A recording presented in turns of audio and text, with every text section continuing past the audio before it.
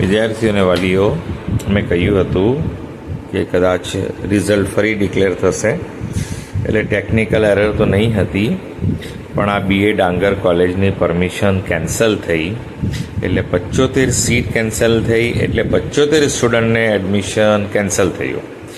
જે લોકોને BA ડાંગરમાં admission મળ્યું હતું, 75 સ્ટુડન્ટ હતા, એમનું એડમિશન રદ થઈ ગયું છે.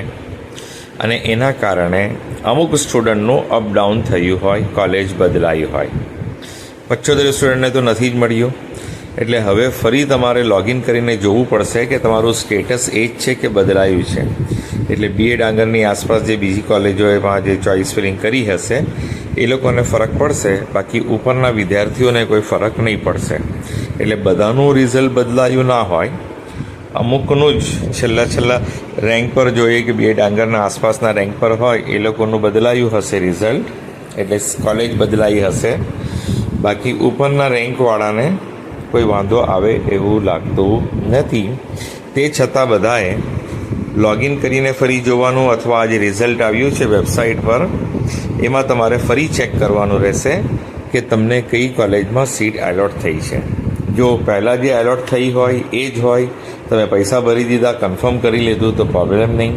પણ જો કોલેજ બદલાઈ હોય તો તમારે હેલ્પ સેન્ટર પર જવું પડશે અને એમાં ચેન્જ કરાવવું પડશે કે તમારું નવું એલોટમેન્ટ લેટર કાઢીને હેલ્પ સેન્ટર પર જઈને તમારે ચેન્જ કરાવવાનું રહેશે. જૂનો એડમિશન ઓર્ડર આપીને નવો લેવાનો રહેશે.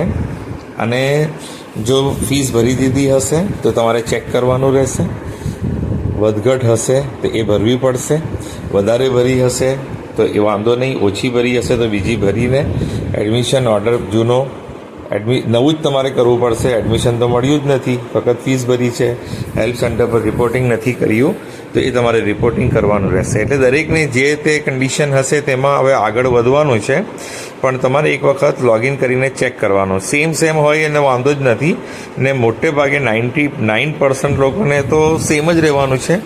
ફક્ત 1% લોકોને જ પ્રોબ્લેમ આવશે કે 75 સીટ કેન્સલ થઈ છે, એટલા માટે.